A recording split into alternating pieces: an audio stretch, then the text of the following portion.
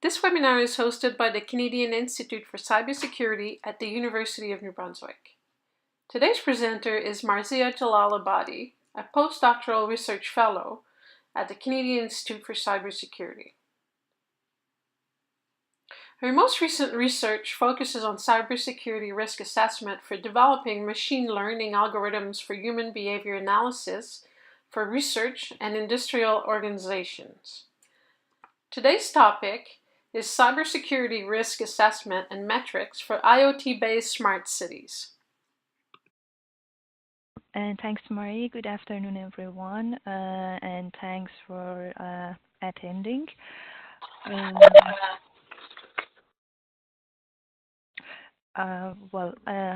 going to have a short talk about cybersecurity risk assessment and metrics for IoT-based smart cities.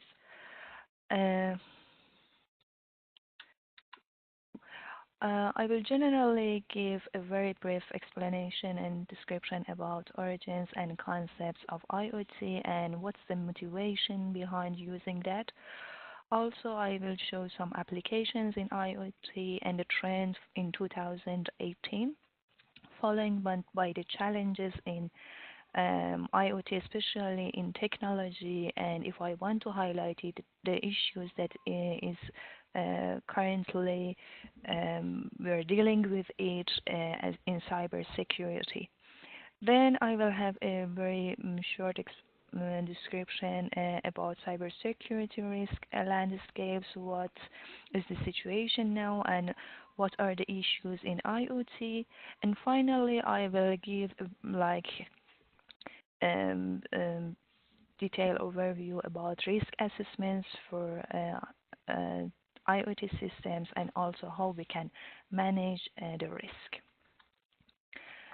And the origin and concepts of IoT is about the definition that we are going to have, and it is actually a network of the consumer products or durable goods. It can be cars, trucks, like smartphones, smart devices, and any components, sensors that we are generally using them, and they are going to be connected via internet. So this network can be produce some information or some data that with the use of data analysis, we can take benefit of it to make the smart environment.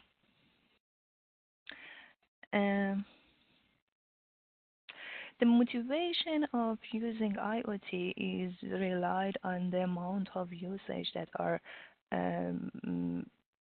appeared now. There are lots of consumers or people who are currently using smart devices, and it is appeared in different industries. For example, in the figure you can see that it is currently used in transportation, in the smart homes, smart devices that people are using, and even in the smart cars. And a report from Cisco estimates that about 70% of the network traffic or internet traffic is generated by non-PC devices, which shows the rise of using these devices currently. Also, the number of devices which are connected in the world are increasing to 31 billion devices by 2020 and 75 billions by 2025. There are two emerging paradigms for IoT. The first one is the intelligence, or maybe it's better to say the artificial intelligence, which is added to everyday, let's say, devices or things that we are using in the world. And the second one is the wireless connectivity, that when it is combined with the smart devices or intelligent devices that we are having, it helps to have this connectivity between devices and even the cloud, which is kind of distributed or over the network. So this combination can help us to kind of be interested in using this technology. And most of these, communications and even the devices, they are taking benefits of the data or data that are produced.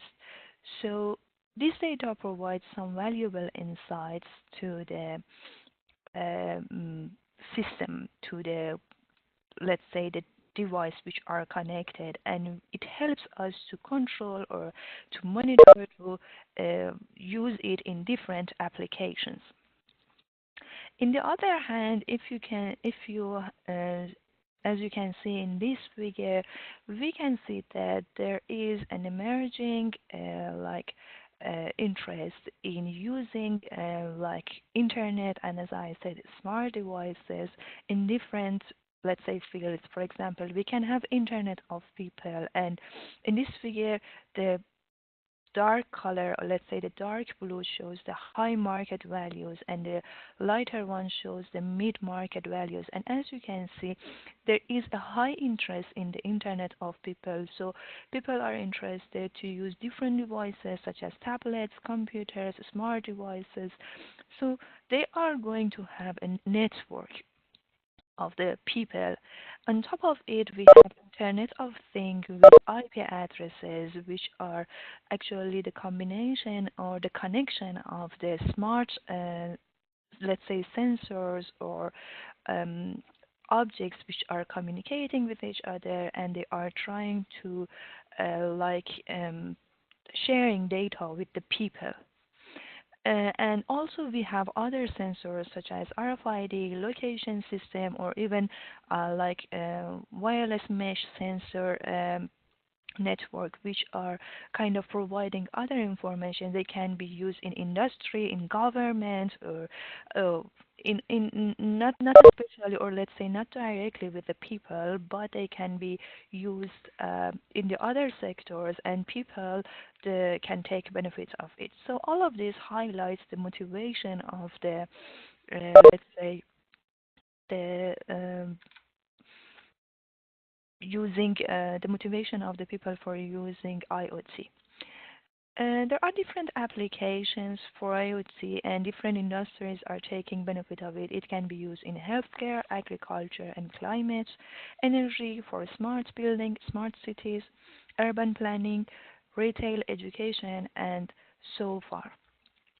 For example, here you can see that it is in the right side of the slide. You can see that there is an example of the IoT in healthcare when patient is in hospital and they are trying to monitor it, sending the data on the cloud. And also you can see a network of the smart board, which, like, most of the small networks are somehow connected to each other.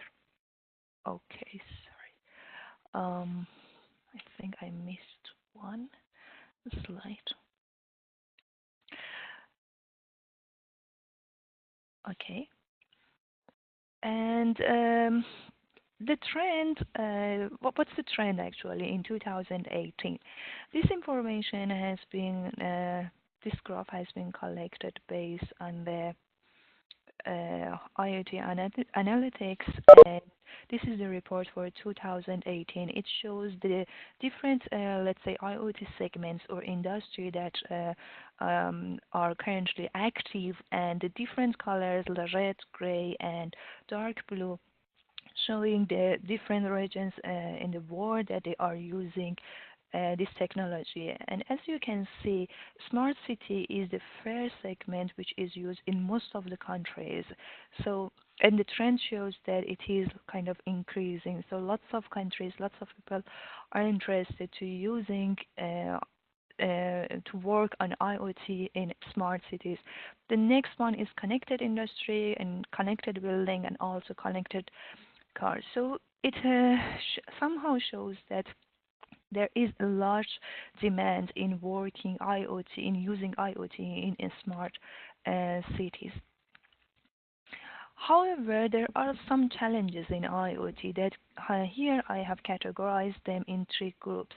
The first one is the challenges which are related to technology. The second one related to business, which is about the usage and client base, and the last one is the society. And here we are focusing on technology issues, especially in security issues.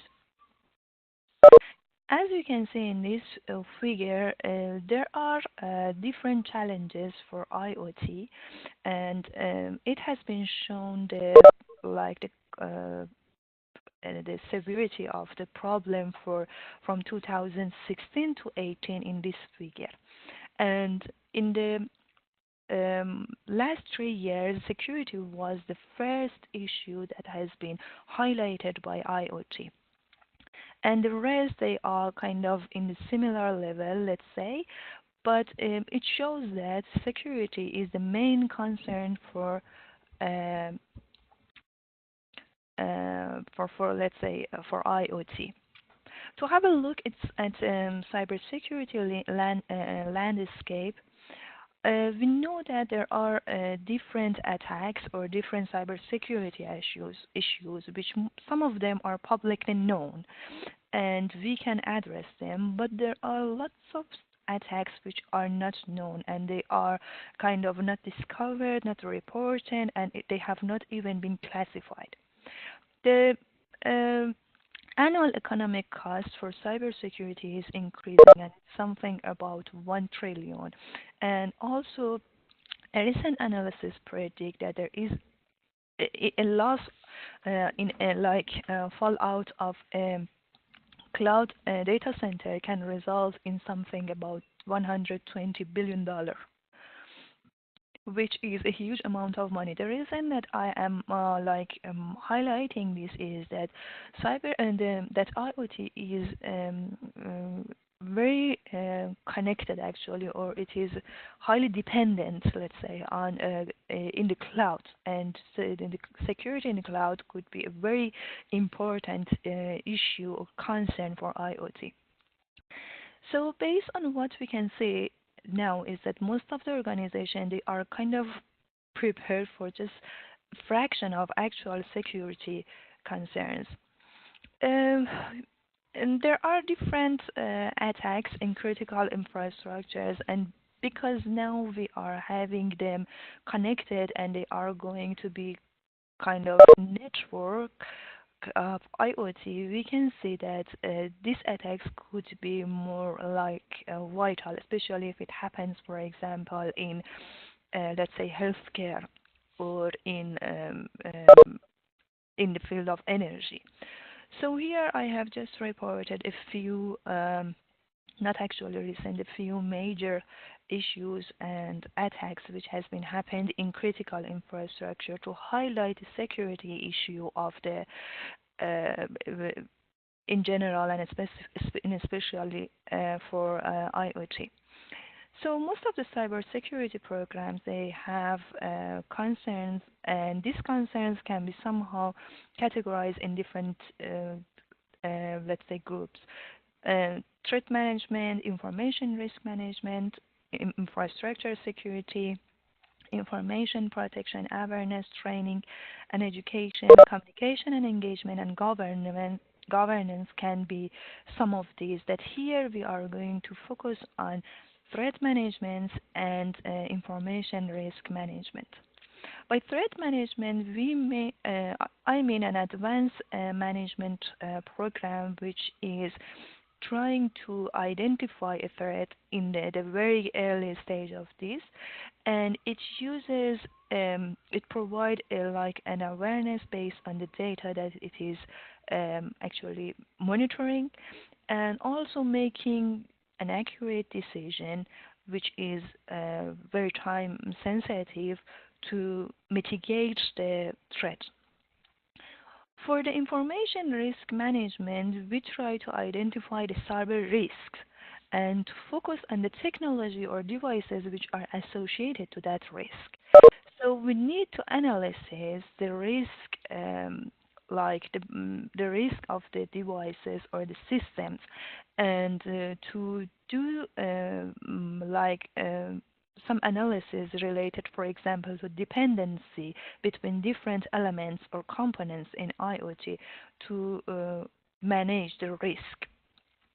So these two are somehow different from each other because we can say that somehow the threat management is associated with the issues which are already known somehow, and we are monitoring the system, we are learning from the system to avoid this problem and to try to make a very accurate decision to kind of avoid like a threat or an attack happens to a system. But for the risk, we are trying to just report the level of the risk for the system or for one specific component. If we want to like show the cybersecurity issue in IoT, I have divided them in three different, let's say, groups. The first issue could be related to things or the devices which are connected to each other. Unfortunately, there are lots of devices which are working, I mean, in terms of functionality, they are okay, but they are not secure and they have different level of vulnerabilities. And these vulnerabilities can be lead to an issue that attacker can kind of violate the security of the system and can attack the system. The second issue can be related to the connectivity of the devices or the cloud. So as we know in IoT, we need to maintain a cloud server that can handle the information exchange and to communicate with different parts. So it's very important that to be able to keep this connectivity like secure. And for that one, we need a secure protocol that could be can use different cryptographic algorithms and using different parameters to make the system secure. However, we should consider that the power consumption is a very important issue because some of the cryptographic algorithms which are somehow presented, they can be more secure, but in the cost of more energy and more power consumption. And because most of the devices in IoT, they are somehow um, uh, they have like limitation in the power, in the amount of power, so we should consider power consumption as a constraint for most of the IoT systems. And the third group is self issues could be related to the cloud, which is mostly decentralized, let's say, security control. And because of the functionality, we now moved it like most of the, um, let's say, the um, functionalities to the fog computing model. Therefore, we need to have a peer-to-peer communication with the fog or the cloud. So we should consider two different things. One is that how secure is the cloud or the fog in the system, and the second one is that how secure is the peer-to-peer communication. And this peer-to-peer communication could be in different like ways. It could be device to device, device to cloud, device to gateway, and like the combination of cloud on the other. So this is another concern that should be actually addressed in IoT. There are few other parameters such as like mobilities. For example, when we have devices which are which are not which are moving, or let's say a user who is moving, we should have some issues with the connections and even the vulnerabilities, because depending on the protocol that it is going to be to use and depending on the vulnerability that the software could have, the let's say the security issue could change, or even the risk issue could change. Also, the reliability of the device could be an important issue as well. For example, in healthcare, it's very critical to have a device which is secure and, let's say, reliable to be connected to the system to somehow preserve the privacy of the users. And the other thing that should be considered is like device management software that it could be introduced as a source of a new attack vector to the system. In order to assess the risk for IoT, we should check the risk in three different, let's say, orientation or direction. The first one is checking the assets. It means that we should know what are the assets or let's say the components of the system and to prioritize them to know which one is more important and also analyze the potential threats and vulnerabilities of each asset. Then it can help us to somehow to label or to assign a level of risk to each asset. The other part is related to the threat, which can be addressed by threat management. And as I said earlier, it is about the attacks which are kind of known.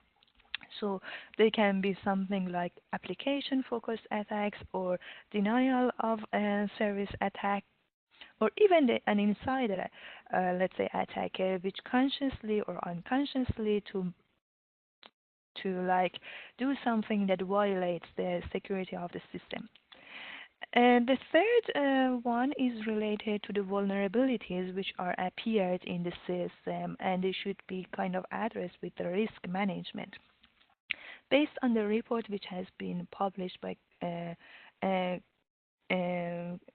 one of the university, it has been shown that 99% of the reported, let's say, intrusions, they can be resolved somehow if we have like the exploitation of the known vulnerabilities or the configuration.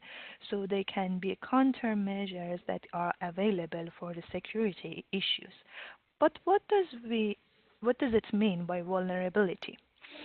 By vulnerability, I mean that vulnerability is like an exploitable weakness which is resulting in the loss in the system, and it is continuously being discovered.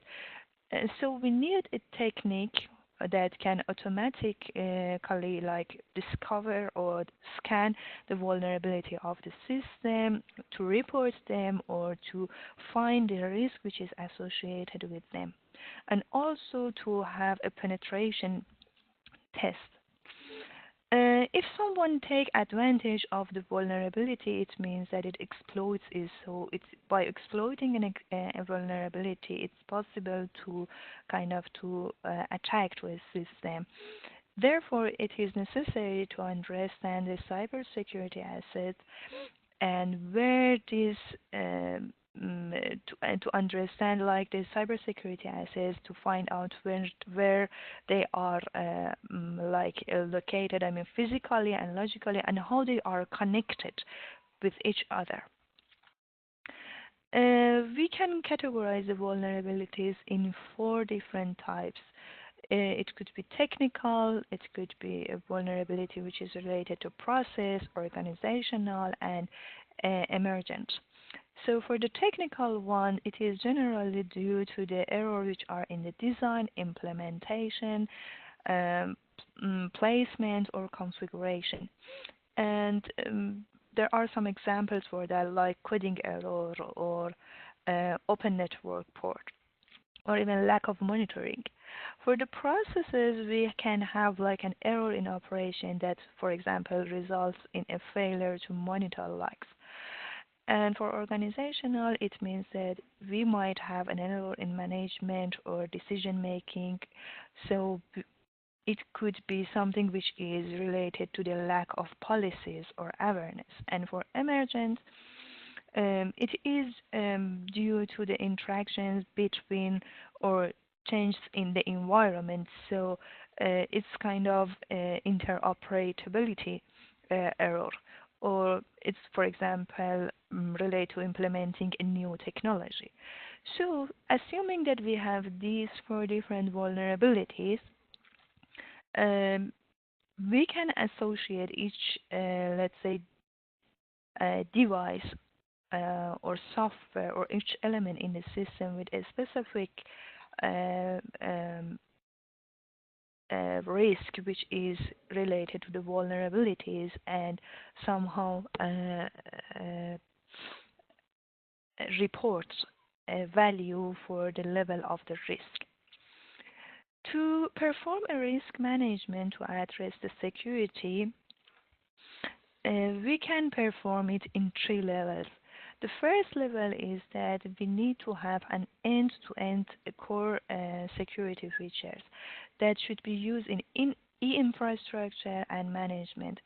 So it is important that, for example, we detect the new devices, the protocols of the connection, and to find the right devices. First of all, we should be able to find the devices which are going to be connected to the device and the protocols which are going to be used for them.